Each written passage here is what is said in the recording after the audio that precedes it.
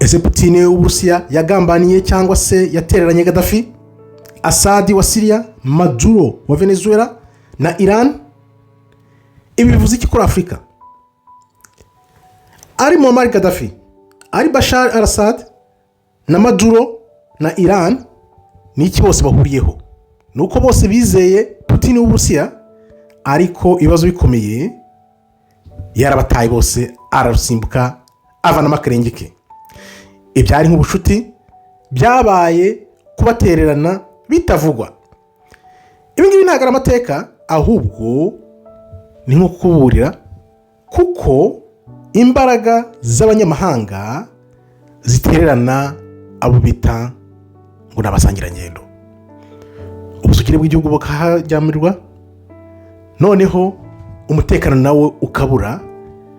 Iduhugu dutoya twiyemera tuvuga ngo dufite ibihugu by'inshuti by'amahanga, tukariha ikiguzi gihambaye gikomeye cyane. None rero Afurika, ni ikihe kibazo Afurika yakwibaza uyu munsi? Niba ibi ngibi byarabaye kuri Gaddafi, bikaba kuri Assad, bikaba bibaye kuri Maduro, bikaba kuri Iran, twebwe Afurika tubaye abande?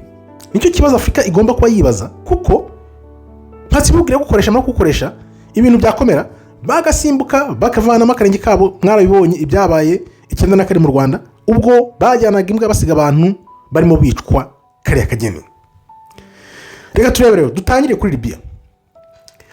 Gaddafi ntago yari umuyobozi usanzwe gusa, ahubwo Gaddafi yafatwa nk'icyitegererezo cyo kwiyakaza amatsibihugu, ashaka ko Afurika iza hamwe kugira ngo akore n'ifaranga rimwe rya Afurika. Amaze guterwa, Uburayi na za Amerika bamuvira indi imwe. Byagenze gute? Uburusiya bwakoze iki gusa? Bwaravuze gusa bubwira NATO reka Putin yiyama ibihugu by'Uburayi, ariko ntibyabujije NATO n'ibihugu by'Uburayi na Amerika kurasa Gaddafi. Uburusiya nta kintu na kimwe bwakoze kugira ngo bihagarike, nta ngabo bwajyanyeyo, nta kintu na kimwe bwakoze ngo butabare Gaddafi. Gaddafi yarafashwe aricwa, murabyibuka, apfa wenyine. Afurika ihigira isomo rikomeye cyane, kuko amagambo aba ari ubusa gusa, amagambo ntacyo amaze, ko gukingira bya nyabyo ntibibaho, ntibiboneka. Tujye muri Syria. Bashar al-Assad yari inshuti magara y'Abarusiya uko byagaragaraga hariya muri biriya bihugu by'Abarabu, ariko se Uburusiya bwaramutabaye? Yego bwaramutabaye, ariko ntago bwamutabaye nkawe nka Assad ubwe kugira ngo Amerika n'Uburayi batamurangiza. Uburusiya rero bwakingiye iki? Bwakingiye ibigo byabo bya gisirikare byari biri, inyungu zabo, naho bicarana n'abandi ku meza yo mu miryango w'abibumbye naho bahurira. Ibintu bikomeye rero. Uburusiya bwagiye mu biganiro biriya bihugu, atari ibiganiro kugira ngo inyungu za Syria, ahubwo ari ukurengera inyungu z'Abarusiya gusa. Yego Assad yararusimbutse arahungira mu Burusiya, ariko se byamaze iki ku gihugu cyamaze gusenyuka? Wabonye ukuntu basenye Syria barayisenye bashyira hasi. Urebye uko bayigenje, nuko nyine byanditse nk'ubuhanuzi, ariko bayogeye urumiro. Uburusiya rero bwafashije Syria gute? Mu kurengera inyungu zabo gusa, nta kindi. Tujye kuri Venezuela.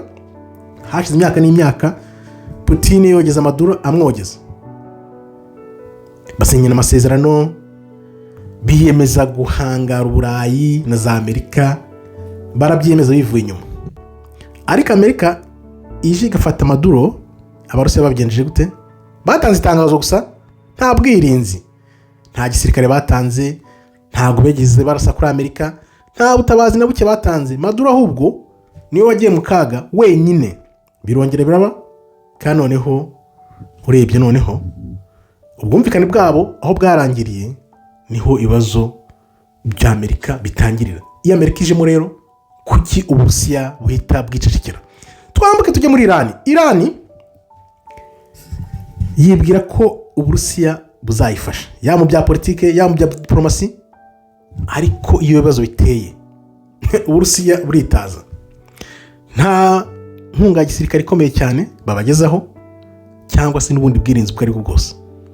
Uburusiya hari ikintu kimwe bwumvise, ikintu kimwe Uburusiya bwumva cyane nuko kwirinda biza mbere y'ubushuti. Kurinda inyungu zawe nk'Umurusiya, ubucuti ubwo aribwo bwose ntacyo bumaze mbere yo kwirinda k'Uburusiya ubwabo. Kuko yego abafata abasangirangendo bashobora kuba benshi, ariko iyo ikiguzi kibaye kirekire, kibaye cyinshi, barahunga. None rero nicyo twavanamo hano, reka turebe ukuri kw'ibi bintu. Ibi bintu ntabwo ari uruhurirane, ibi bintu ahubwo ni ibintu biba byapanzwe n'abari abazungu. Uko babigenza, bazi ko Uburusiya nta nkunga n'imwe igaragara butanga, wenda bizagaragara ari uko bageze ku Burusiya. Urabona bagenda bototera ibihugu gahoro, wenda nibagera ku Burusiya nibwo tuzareba uko bizagenda. Putin rero ntabwo yubaka ubushuti, ahubwo we ashishikajwe nyine no kumwishyura. Business mukorana nizo ziraza ishinga bano bantu bose, akenshi bari bamwe. Aguha ubufasha iyo bidakomeye cyane, noneho agakuramo akarenge ke. Iyo abona bizamuteza akaga, avanamo akarenge ke. Ibi rero ntabwo ari iyozabwonko cyangwa se ibindi bintu byaho ngaho, ahubwo ni ku mukino wa politiki ukinwa. Kandi abayobozi bose biringiye abanyamahanga, na Bibiliya bivuga ubwayo, havumwe uwizeye wiringiye umwana w'umuntu. Iyo umwiringiye rero uriho ikiguzi gikomeye cyane, urangira nka ba Gaddafi, ba Saad, ba Maduro. Niko bigenda. Ibi rero bivuze iki kuri Afurika? Reka tugaruke ku mugabane wacu, ku mubumbe wacu, umugabane wacu Afurika. Afurika yamye yiringira Uburusiya aho imaze kubonera ububi bwa Amerika n'Uburayi, Ubushinwa n'ibindi bihugu by'Uburayi. Hari abakiri inyuma y'ababoyi bameze nk'ababoyi b'abazungu, bakakubwira ibi tuzabikora, mugasinya amasezerano, ukibwira uti turabisinye. No, amateka tubwira ko hari ikintu kigaragara. Iyo zamatse ibihugu zihanganye ubwazo, Abanyafurika bakagumiza bibwira bati tuzabona ubufasha. No, nimwe muriha ikiguzi gikomeye cyane. Nta munyamahanga n'umwe uzaza kurwana intambara za Afurika, nta n'uyu n'umwe. Nta munyamahanga n'umwe uzashyira imbere Afurika imbere y'abaturage be, yaba Amerika, yaba Uburayi, yaba Uburusiya, yaba Ubushinwa. Bose icyo bashyira imbere ni abaturage babo mbere y'Abanyafurika. Ibyo bintu bireba Afurika. Afurika ni igomba gusigasira ubusugire bwayo, tugaruka twati no turanze. Afurika rero reka mbabwire icyo tugomba gukora. Murekeraho kwita gusuzanya n'amasezerano nk'ubufasha buzabafasha mu bihe bikomeye. Murekeraho kwita kumbwirwa ruhame zibabwira ngo turi kumwe, turi bagenzi banyu, turi inshuti zanyu. Murekeraho gusinya amasezerano y'ubufatanye adashyirwa mu bikorwa, kuko iyo buri wese arengera inyungu ze, buri wese avanamo akarenge ke aho rukomeye, noneho bwa bucuti bukagwa hasi ku mukungugu. Abo basiga inyuma ni bande? Ni Abanyafurika babize, babiringiye, rimwe na rimwe bakamarana, ubundi bakamarwa n'izo ntambara zabo z'urudaca. Reba nk'intambara muri Kongo imyaka n'imyaka ishize, byarananiye. MONUSCO iri hari imyaka irenga ingahe, byaranze. Ese uribaza ko bafite inyungu zo kugira ngo Abanyarwanda n'Abakongomani babane mu mahoro, cyangwa ahubwo barabasahura babateranye mu marane, noneho bo bigaramiye? Reka turebe rero, niba Uburusiya bwarataye Gaddafi, bugata Saad, bukaba butiritaye kuri Maduro na Iran, ese Afurika yo yaba ni nziza ite kurusha bose?